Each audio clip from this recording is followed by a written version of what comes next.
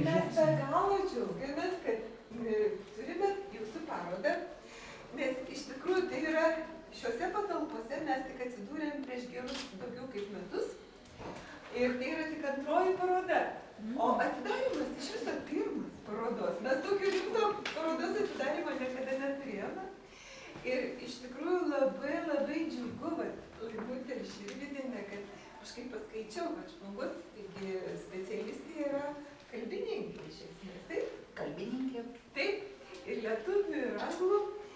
O tas potraukis grafikai, kūrybai, jisai kažkaip gimė iš vidaus ir išaugo į tokį, jau rimtas reikalas, nes yra ir meno kūrėjo statusas, ir tautodailininkų ir sąjungos, ir asociacijos narė. Ir kabo tie paveikslai įvairiuose svarbiuose muziejuose. Tai mes esame tikrai labai laimingi, kad jūsų paroda vyksta čia. Sakau, tikrai, kaip smagu, tai mes abi menininkės. O jūs parodą darysit, aš irgi taip norėčiau savo eilėraščius kada nors perskaityti, bet aš nedrįstu. Sakau, tai o gal galite ateiti šiandien perskaityti tuos eilėraščius? O kur? Seime. O ar taip galima, o draugų irgi galėsiu pasikviesti ir draugų galėsit pasikviesti. Tai sakau, renkamės, darom. Ir ta keistuolė buvo man šita mergaitė iš Dzūkijos. Ina, čia dar ne viskas. Kitoj kelioniai, tai yra prieš 2 dienas, aš vėl plaukiu Mingės kaimu, lygiai tas pats maršrutas, šalta, nežmoniškai šalta, labai šalta, švenčia mokytojų dieną, staiga sėdi labai puikiai viena ir irgi šnekam apie meną, jinai fotografuoja ir iš to, ką jinai fotografuoja, aš matau, kad jos akys blizga. Ateikit, Viktorija, iš kito laivo. Ir sako, o galiu aš ateiti jūsų parodą pafotografuoti.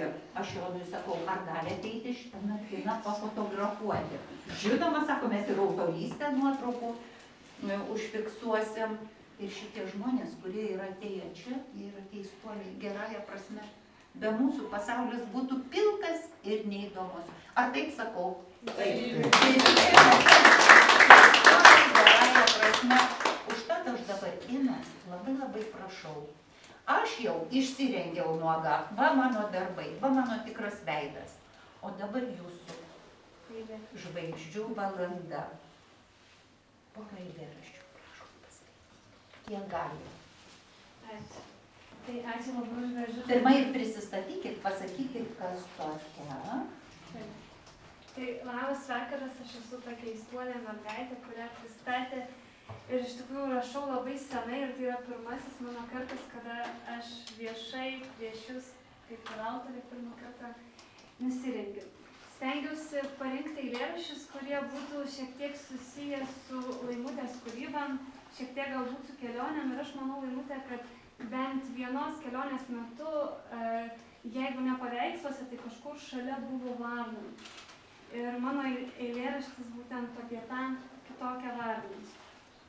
Tupėjo varna ant šakos, galvodama apie knygas, svajojo jį skaityti išmokti ir 1000 knygų rast.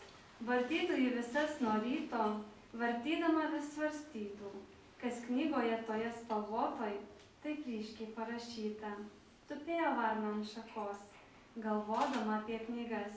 Niekas iš mūsų nenumanytų, kad ji sūrį į knygą išmainytų. Varna praskrido gana greitai. Mano eilėraščiuose varnų yra visokiais pavidalais ir tikrai ne viena. Ir kaip daugelis, manau, poetų ar dainininkų ar dainų kūrėjų, ne vieną kartą yra kažką parašę apie lietų ir apie jausmus. Ir aš turiu tokį eilėraštį, kuris kalba lietumi apie jausmus. Lietaus muzika. Barbena lietaus lašas, gal jis tikėjimo prašo. Barbendamas į stiklą tyliai, į sielos gelmių klykia myliu. Tik niekas nesupranta lašo, kad jis meilės prašo. Barbenimo tai jo palaiko nebyliu, negirdint, kaip jis klykauja myliu. Pavargo klykti lietaus lašas, barbenimas jau nieko nebeprašo. Ir jausmas, kurį jautė jis, teliko kaip dalelė lietaus muzikos.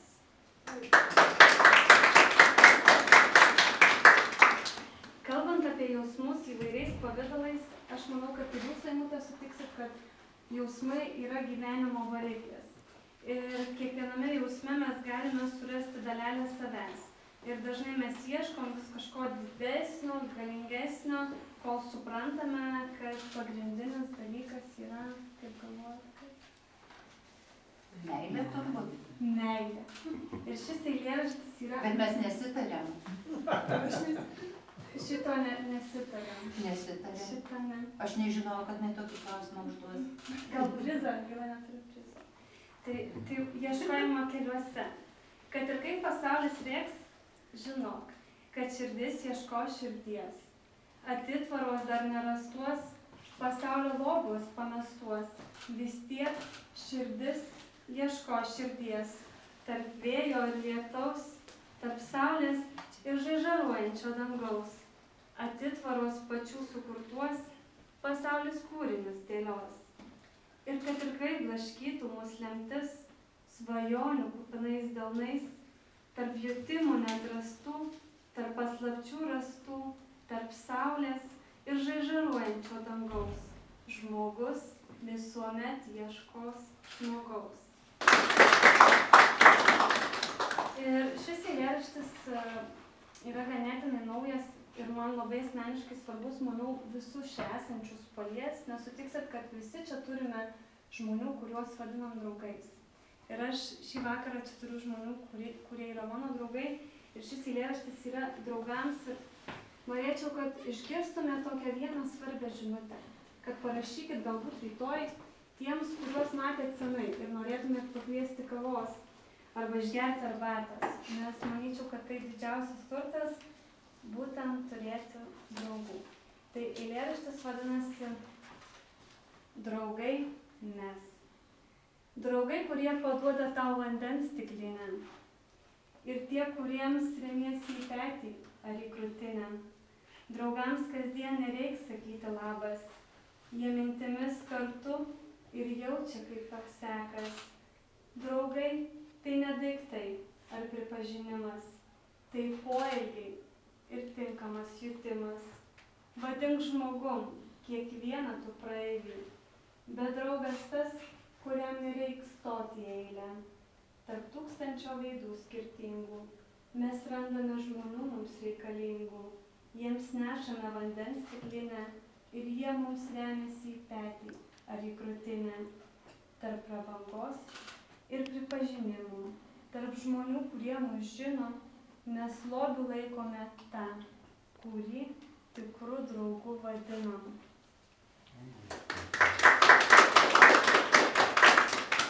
O 2011 metais aš buvau Indijoje, mokiausi anglų šnekamosios kalbos ir iš mano kuprinės ištraukė fotoaparatą. Aš jį pagavau, čiupt, o jis pasikišo čia fotoaparatą ir sako, fikst.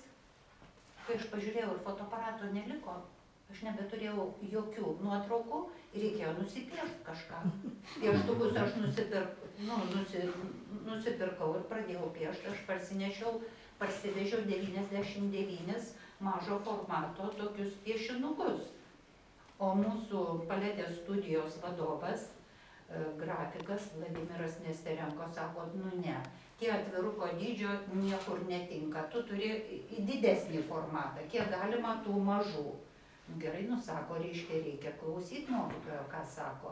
Tada aš iš to mažo formato, va tokio didumo, perėjau į tą didesnį formatą. Tai va, tai jau nuo 2011 metų.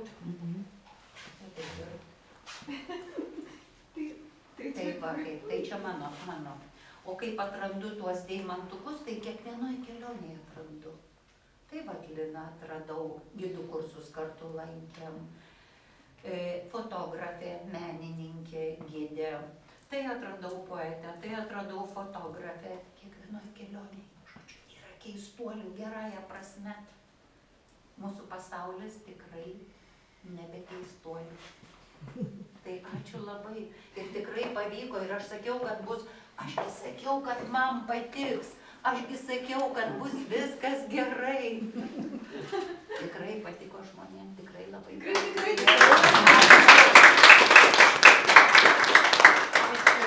O dar mačiau fotografą, kažką norėjau pasakyti. Norėjau paklausti, mane Laimutė, o technikos kokia?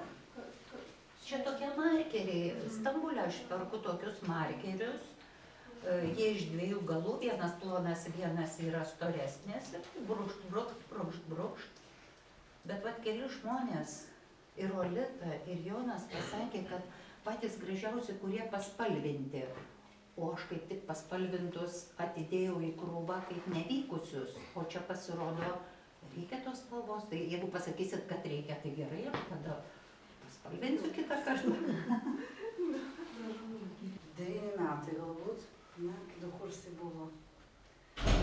Pirmą kartą pamačiau. Galvoju, ne, su ją aš nebendrausiu, daug žinau, žodžiu. Aš irgi daug žinau, bus konfliktas, galvoju.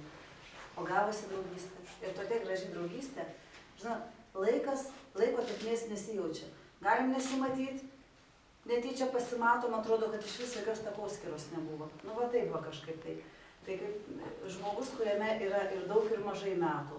Ir patirties, ir vaikiško džiugesio. Iš tikrųjų, va toksai va, kaip ėjau šiandien, rinkau tau puokštę, žinai, ir galvoju, tu visame matai grožį, tai ir aš tau surinkau tą rudenį, žinai, į vieną knygelę, žinai. Nes galvoju, po to, žinai, griebs lapus, viską išmes, o pasižiūrėk, kiek gėriu, ane? Tai va. Ir žinai, prisimenu, kai sunkume, tu sakai, pasakyk, ko tu nori, aš pasakysiu, kaip tai pasiekti. Ir tu taip eini į gatvę, tokia šlamtriba, tu pasakyk, ko tu nori, o aš pasakysiu, kaip tai pasiekti. Tai man atrodo labai daug ką pasako, ne apie žmogaus resursus, ne? Nu va. O aš tam norėčiau padovanoti, tu man vis vaizdus tos dovanojai. Dar tiesa, važiuodavom kur į koncertą, ar dar kažką tai aš koncertą klausausi, o jinai patamsėmis popieriukas ir paišo, ir muzikantus, ir rinkdavai gi tos parašus, prisimeni? Taip, autografų turiu 2000, tu man net lemputę padovanojai. Už 2 eurus iš Tomas Philips. O jau džiaugsmo nebuvo. Bet gelbėtoja, ne? Mažutė, tai va. Tai, kaip pasakyti, kaip tavo darbai užaugo ir per karantiną, ką tu siuntėjai. Ir tas primityvus menas, apie kurį kažkas tai pasakėsi, man džiugino taip akis ir mano dūšė, žinokit. Tai kai negalėjau į kaimą nuvažiuoti, aš matydavau tos spalvingus jos darbus, galvodavau, nu va, kaimo gabaliukas, tai tiesiog, va, kuriame norisi pabūti. Tai va, o prie viso to, tu man apie svajones kažkada klausė, aš to eilėraštį noriu padovanoti. Bet eilėraštis parašytas dar, kai buvau jauna merga, žinau, praeitam amžiui, žinau. Bet aš jį atmesiu. Aš jį dabar greit parašiau, kad iš susijaudinimo, žinok, neužmirščiau. Svajonės trokšta laisvės. Sušaukime sparnuotas svajones. Išlaisvinkim supančiotas grandinėm. Užgydykim tikėjimų žaizdas. Paleiskime nežinomo dangaus mėlynėm. Tegul jos viltį po sparnu priglaudžia. Tegul tikėjimui neleidžia nusivilt. Tegul su rūpesčiu, su ilgesiu širdis suspaudžia. Nukritusią plunksnelę laimėje atrakinti. Aldai, aš nežinau, kaip tu su manimi, ar čia su kanklėm ar be kanklėm. Mes norim būtinai padainuoti Ačiū. tradicinę, visiškai aukštaitišką dainą. Kur eisiu, kur būsiu, vis lietuvas neužmiršiu.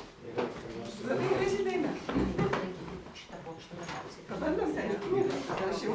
Kadangi čia apie keliones labai daug buvo pasakota, apie įvykius visokius. Aišku, Gal iš ten gerai. kadangi mes čia truputį esame etninės kultūros globos taryba, tai užtat daugiau linkę į savo kraštą, į savo papročius ir vieną žodžiu tokią dieną, tokios aukštaitišką.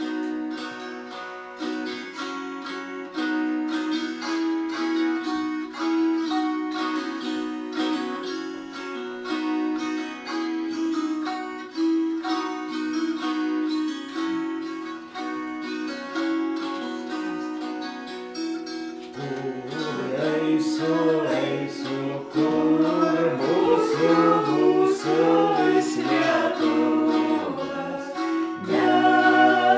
Neužmiršiu vis lietuvas, neužmiršus laukeliai plačius sodybėlas žolės laukus.